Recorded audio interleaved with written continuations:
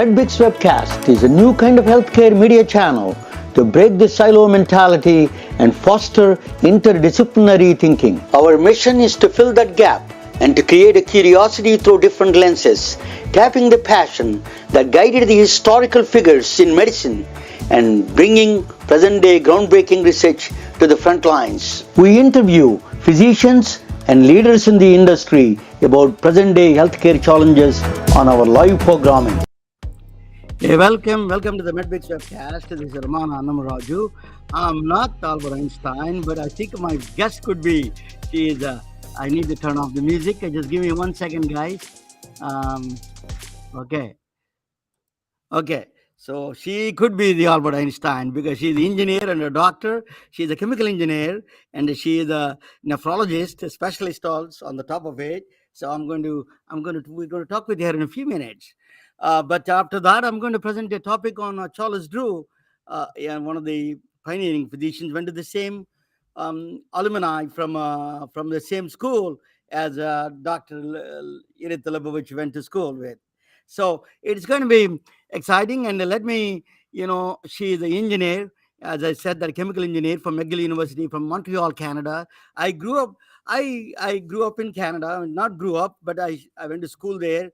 I lived there for a while in Brassard, Montreal, a suburb of Montreal, and I went to school in Concordia, right across McGill. It's not that far from McGill.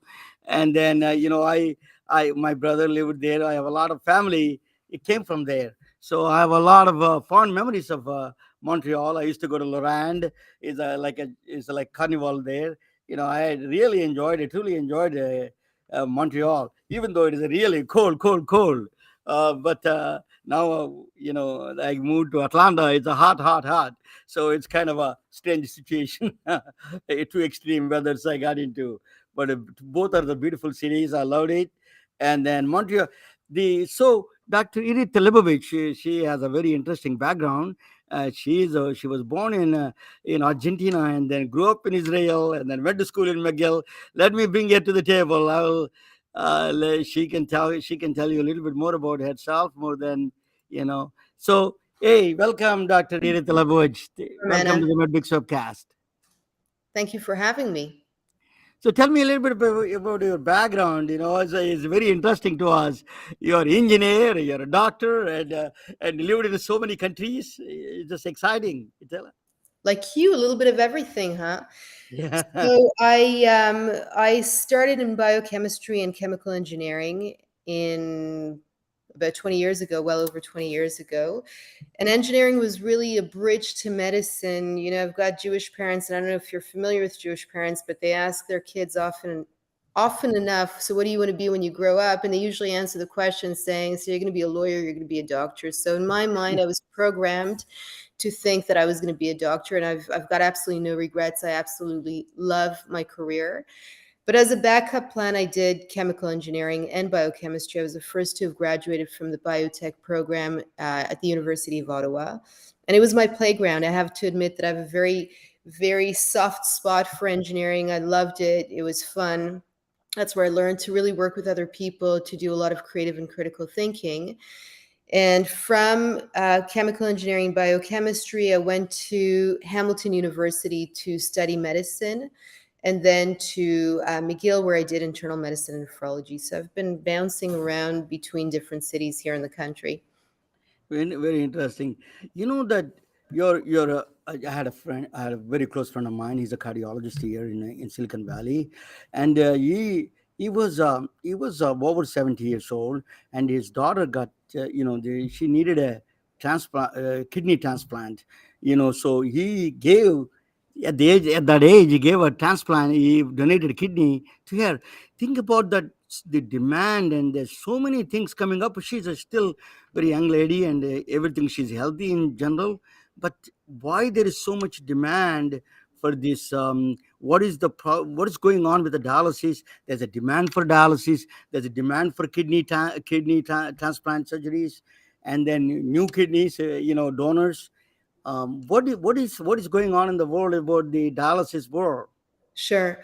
So just to kind of summarize it in simple terms is that obviously we're dealing with an aging population, which doesn't really apply to your friend's daughter, unfortunately, who was young when she was diagnosed with kidney disease. But we are dealing with an aging population and issues around lifestyle. So less activity, less movement, poor nutrition, overweight and obesity, diabetes and hypertension, the last two being the primary cause of kidney disease and end-stage kidney disease. So what we are seeing are increasing rates of patients who are ending up with advanced kidney disease and eventually requiring some type of what we call renal replacement therapy. So what is renal replacement therapy? I didn't know. Could you please expand on that one a little bit? Yeah, so whenever you need something to replace your kidney function, where your kidneys are no longer able to work, no longer able to clean the blood and to remove the waste products, then, oh, there we go. I felt like I was talking into the screen, Roman. I was looking for your face. I'm happy. I That's just great. trying to introduce you in the It's so much beginning. easier to talk to you now. You This are is great. prettier Thank and you. beautiful and smarter than me, so I just want No, to give you no, the whole no, no. screen. Much prefer to see you. Thank you, Romana. This is great. Much better. So, renal replacement therapy. So, either dialysis, so when your kidneys are no longer functioning, there are two types of dialysis that one could choose: hemodialysis through the blood, or what we call peritoneal dialysis through the belly, or obviously transplantation. So, these are really the basic options that we have right now. So there is a lot of people go to India from here to do the transplant surgeries. Now there's a lot of rules and regulations and coming up in every country because they very rich people who used to go to India and buy the kidneys. Now Correct. not anymore. That the India is coming up with all the third world countries, other countries, developing countries are coming up with the restrictions on the kidney donations.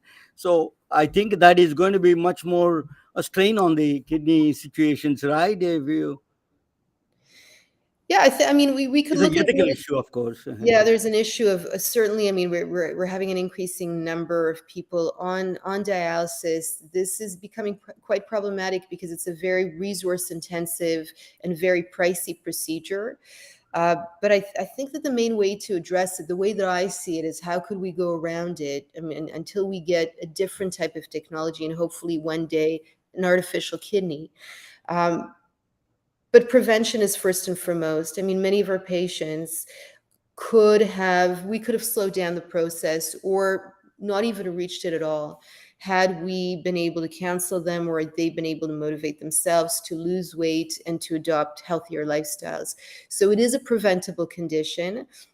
And then again, there's also the issue around conservative therapy. So oftentimes we come across patients who are especially older or maybe have certain illnesses that have reduced their quality of life, who feel obliged for certain reasons to do dialysis, when as a matter of fact they would feel much more comfortable just kind of accepting the natural course and not doing any dialysis in the first place. The one more thing you always talking about, on your website, I saw your post about a physician burnout. This Mm. is a worldwide phenomena. I interviewed several doctors in the United States and around the world. They were constant complaints about the physician burnout. Tell me a little bit about the in Canada what happened during the pandemic and how it is trickling down into the physician burnout. Overall, healthcare professional burnout is happening in Canada and everywhere else. I think that the numbers, interestingly enough, because I follow a lot of the conversation on LinkedIn, and your system is by far much more complicated than ours, with so many different uh, layers of nuances, etc. Canada's healthcare system is quite simpler, and yet we're experiencing probably burnout rates that are very similar to the ones in the US. So people are leaving the profession. They're leaving the profession in masses. They're retiring much earlier. They're moving from the public system to the private system here in order to have to deal with fewer government regulations, and many Canadians don't have access to physicians here, to primary care physicians. If I recall correctly, we're looking at about 6 million Canadians who don't have access to a family That physician in is the a country out of a population staggering. of 40 million. Yeah, That is a staggering number. Um, staggering number. So, what is there any strategy the Canada is coming up with, or any hospital systems are coming up with, or the provinces is are addressing that kind of problem, or even they are addressing, they are not addressing enough? What is going on with that solution side? I mean, you're seeing a lot of solutions being thrown around, mindfulness, meditation. A lot of them are focused on the individual, which I think is incredibly important. But we know that much of the changes that need to happen on a system level and concurrently both individual and system levels. So there are solutions that are being proposed, that are being implemented. But at the end of the day, Romana, what we're seeing is that the numbers aren't improving. Burnout rates are only increasing. So we have not found the magic recipe yet. And I think that the major issue is really that we're not tackling the main problems when it comes to physician, which is autonomy and purpose. So physicians' autonomies are not what they used to be before. We've lost our independence to a large degree, and also have lost our sense of purpose in the way that we function and we operate today. Irith, something interesting going on. Another aspect is a physician suicide. Is actually the compared to the general population, physician suicide, particularly in the United States, is much higher than a general population statistics. Sure. Is it that same thing holding good and holding that kind of a bad statistics in Canada and everywhere else? I don't know much about following that rest of the world. I don't know about the rest of the world, but I imagine that our numbers are relatively similar to yours in terms of rates. We do know that amongst the physician population, the rate of suicide is higher than in the general population for sure. One of the complaints the physicians do is I don't know whether just correct me if I'm wrong about this in Canada, is of electronic medical records. There is so much demand of, demanding of the documentation side. Their physicians were asked to do a lot of work, documentation that is creating a lot of additional burden to the and pressures to the physicians. You think that is also the same situation in Canada? Look, I mean, I use electronic health records, and we need to look at both the positive and the negative, Romana. I mean, we need to document information. I think where the issue really lies with electronic health records is to what degree those who are using these are being involved in the implementation of these electronic health records. So if you've got, depending on what purpose you're meeting with these records, they could either be an increase in burden or potentially make your life by far much easier. So, I don't know to what degree they use EHRs in the States, but I have the feeling that they use them more than here. I know of many institutions where they're still using paper records. And I could tell you, when I do go to these institutions where they're using paper charts, it's by far much more work. By far Yes. more work. I mean, you're reading people's illegible handwriting. You're looking for information that's much more difficult to retrieve than having access to an HR from anywhere, anytime. I'm And glad you're you. fighting for charts. Interesting. That's a very good perspective from your side about that. If the some people in this country argue that, which is not true, which is not which won't be that go back to the handwriting things. It's just ineligible and it creates a lot of problems. I agree with you. Yeah, you started a company called Grumo. Grumo is a. I was intrigued by that name itself. Tell me, what is that? What does that company do? What do you do with that company? Grumo. So I created the company a couple of years ago. I left my clinical practice at the hospital, and I work part-time right now. So significantly, reduced my workload to be able to concentrate on this company. And we teach healthcare professionals how to communicate with patients, how to connect with patients at a very deep level. Because I truly believe, Romana, this is where we find the greatest source of satisfaction in the work that we do. Yeah, yeah, absolutely. And also, I was very intrigued by your actually the solutions you gave a path to clear solutions. Not everybody comply. Everybody says that you have to increase the relationship with the patient, physician patient relationships, or physician burnout, or whatever the addressing you're doing. And then how do you communications? You gave a clear path the solutions. I saw that six kind of a path he gave. Very interesting. Can you expand? Just can you give us a little bit of a brief on that one?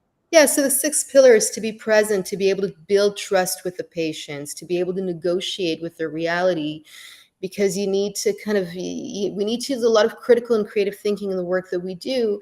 Nothing is textbook clear. Every patient is very, very different, has a different reality, different situations, different conditions, different limitations, etc., dreams and aspirations and worries and concerns, and how to champion for our patients, how to advocate for change. So these are the pillars that we have. And I could tell you from my own personal experience, Romana, as somebody who, I guess, it occurred to me all of a sudden after all this time that I essentially qualify when it comes to the definition of burnout. I was working in a very toxic work environment that I experienced bullying for a period of 5 years. By definition, I was burnt out. I was very emotionally drained. And where the idea of Yagruma was born is very, very simple. I realized that the connection that I have with my patients, the relationships that I have with my patients, saved me.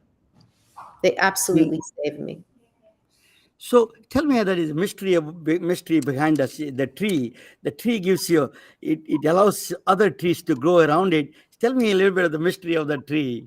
Yes, it's a tree that grew. I encountered this tree in Puerto Rico a few years ago, but I have the feeling that I came across this tree in Martinique while I was just on vacation a couple of weeks ago.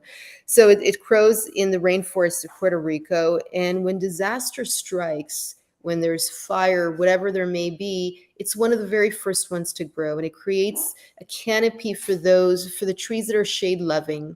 So it essentially helps repopulate the rainforest. It's a conscious tree, a Conscious tree with a tree. consciousness. Yes, so I think The so. empathy and consciousness. That's Yeah, what is lacking for humans. The tree has better than that nowadays. for You know, sure. yeah, that one of the thing is that you're an engineer. What kind of a engineering qualities you brought to the medicine? As a physicist, I'm a physics master's in physics. I think they see the medical systems in different lenses. That's why my podcast is based on through the physics lens of physics. So you're a nephrologist and you're a specialist and you're engineer on the top of it. You're a chemical engineer. What kind of a things that you look through that lens? What kind of solutions, what kind of things you can do better with that kind of a engineering background? I think engineering is probably one of the best bachelors to be able to get. It serves a purpose no matter what. It's the way that we think, the way that we're trained to think in a very critical and very analytical way. Um, and in a creative way as well. So it's really a thinking process, and also a tremendous amount of collaborative work. I remember back in my days of engineering, we had a ton of projects. We were working in teams. We needed to get along. We needed to come up with solutions together. And so it's a mindset. Engineering really is a mindset, and I think that it serves its purpose, just like physics, in the physical sciences, no matter what you end up doing later on in life. That is a really truly, we need I strongly feel sometimes that in the talking with so many physicians in this country. I am a physician. I deal with the physicians every day. I tell you that one thing is I think there is a need for that kind of engineering input in the healthcare, needed, badly needed. I agree no more with that statement. And also with the compassion, which is your tree was suggesting. It's a beautiful, Edith, it's a truly an honor to talk with you. It is a Likewise. privilege, and it is a breeze. You did better than me, in No, explaining things. So you're wonderful. Thank you so thank much, you. and you keep coming back. And don't be, I think as you said that one of the things is the communication with the patients, communication with the overall public. You got to say that physicians have to communicate in overall public what the healthcare importance of healthcare, why there is a burnout there. If you don't speak about it, how the general public know about it? So when you start talking about it, there is a huge problem, systemic problem going on. So that people like you keep coming back to our shows and talk about it. It's very critical. In fact, that is where the engineering, where the rubber meets, where the engineering meets the real needs of the healthcare. That's a healthcare needs where the real engineering, it requires engineering kind of tools for the to solve some of the problems we have, particularly in complex healthcare system like in the United States. So tell me anything, final words you want to say something to our audience, or I have to thank you for bringing that up, Romana. And I think that it's so important. What I've noticed in the last few months while I've been on LinkedIn is that there's a lot of conversation amongst people in healthcare and experts in healthcare, but I'm not sure that we're having the right conversation with our patients. And I'm not convinced our patients truly understand what we're going through. The partnership that we have not leveraged is that with the patients. They're our biggest allies. They give to us, and they can give us to us as much as we give to them. And I think that it's really important to invite them to the conversation and to really explain what we're going through and how they can help us get through our days. So thank you for bringing that up. It's such an important point. that's why you're doing with the company Agrumo. I think they should contact you. Agrumo, yeah, the website is agrumo.com, right? Yeah, what is Agrumo.ca. CA, your Canadian extension, That's right. the Yeah. agrumo.ca. Okay.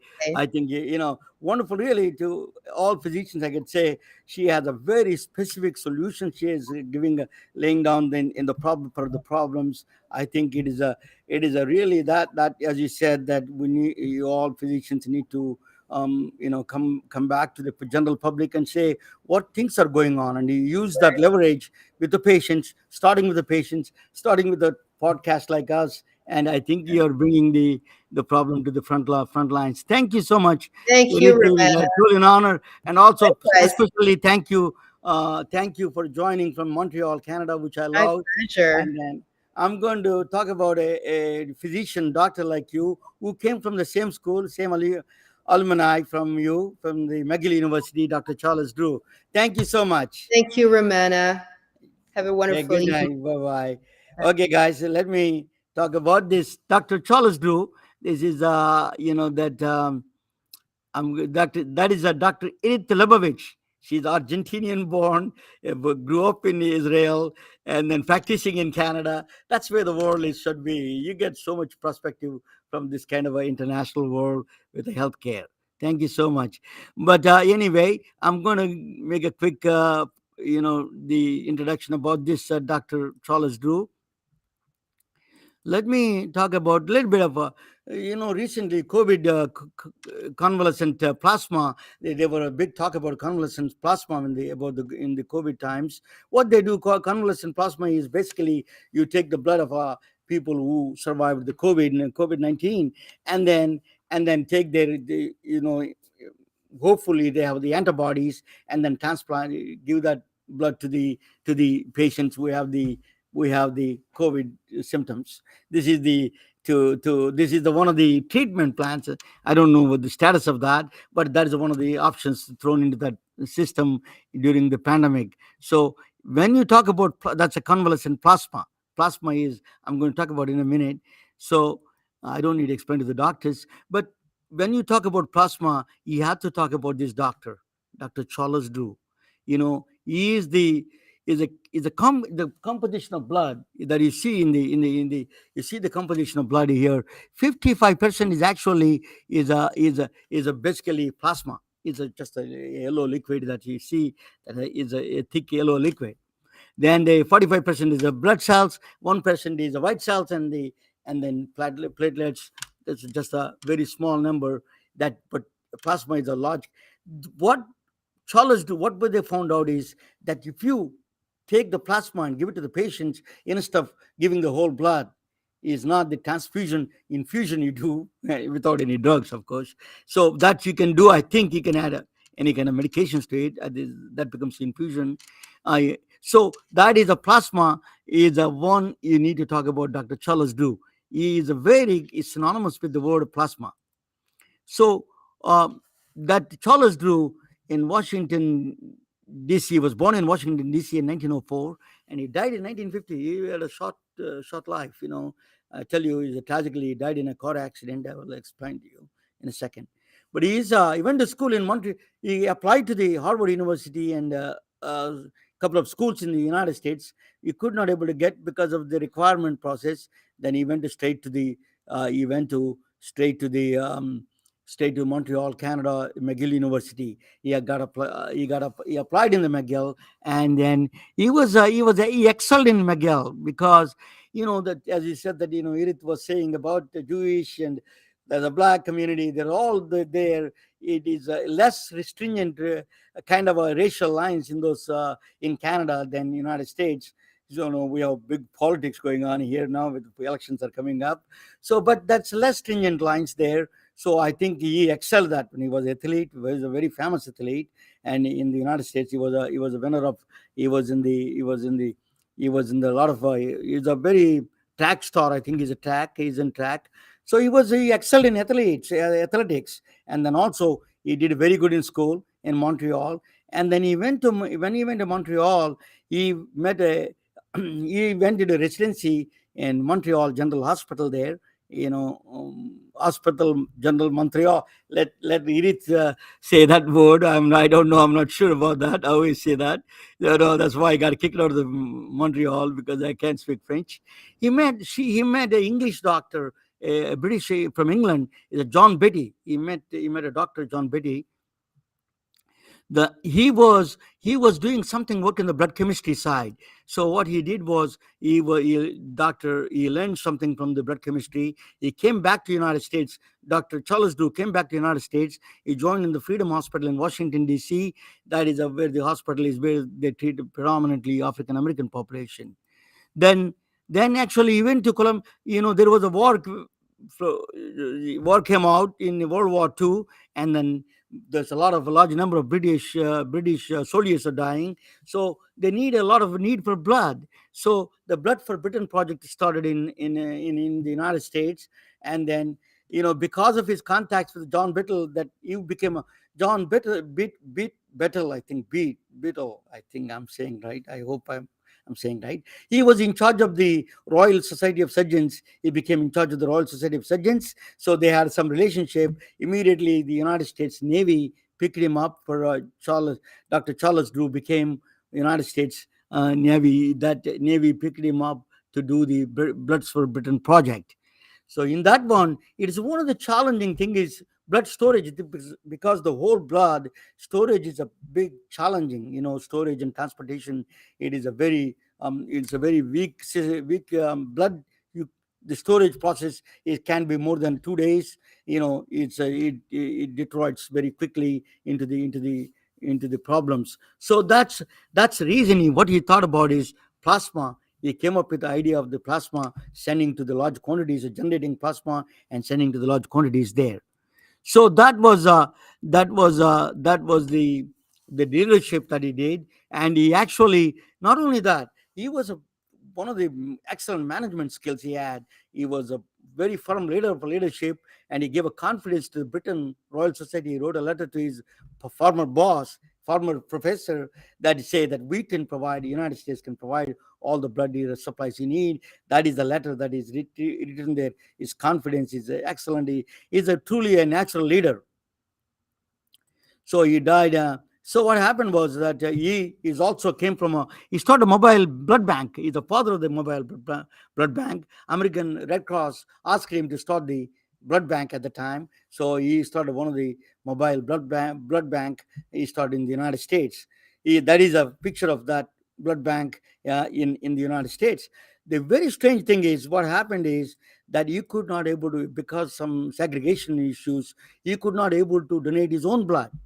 So that's why he said that the same blood runs in your veins. That was he was a truly every front. He's a hero in my view.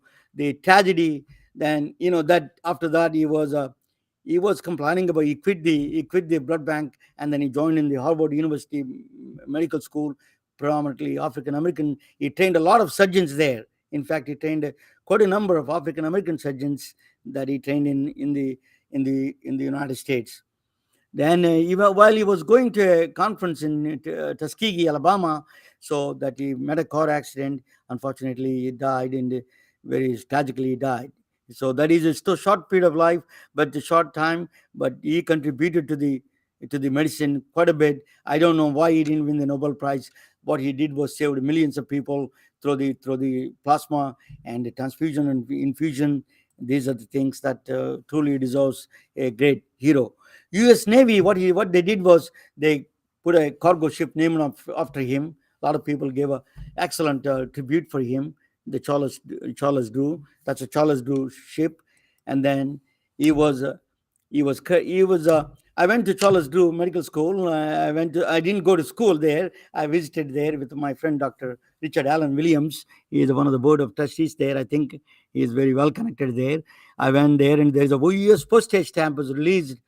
U.S. postage stamp was released on behalf of on the Charles Drew.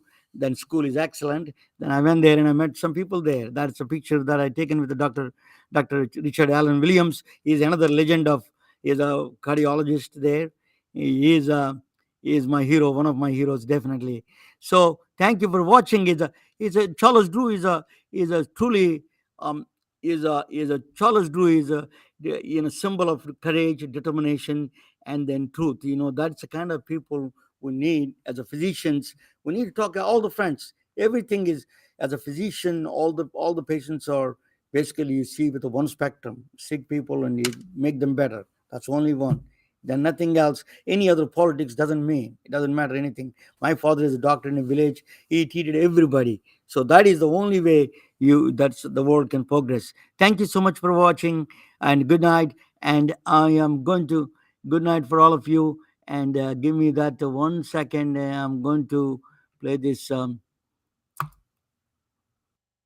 We are retelling their stories through our patented designs that can be worn on scrubs, t-shirts, printed on conference bags, and endless other promotional materials. Daily Wear for Medicine is the first ever of its kind to create curiosity in medicine through visual art. We at MedBricks are celebrating unsung heroes of the past who made enormous contributions to the field of medicine through our unique campaign called Daily Wear for Medicine. You can wear it, carry it, and give it.